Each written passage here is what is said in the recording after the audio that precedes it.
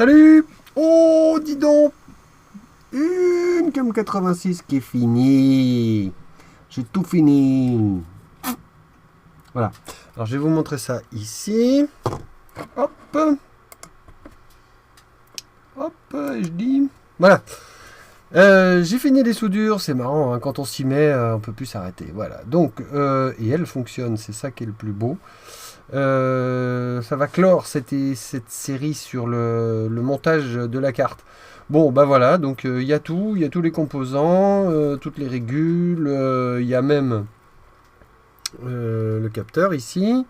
Si vous ne l'aviez pas reconnu, ce capteur qui a donné sa première image tout à l'heure. Là, c'est plutôt une bonne surprise parce que d'habitude, moi je galère toujours. J'ai toujours 2-3 soudures qui marchent pas, qui vont pas. Seul petit constat, mais je m'y attendais un peu. Là, ces deux régules là, ici, là, qui sont 3,3 V et 5 V, chauffent quand même beaucoup.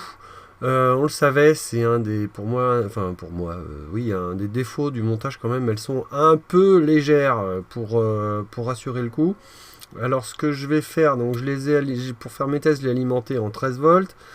Je vais faire comme sur la version précédente. Je vais baisser ma garde et je vais l'alimenter en 10 volts. Mais le coup d'avant, j'avais fait ça avec une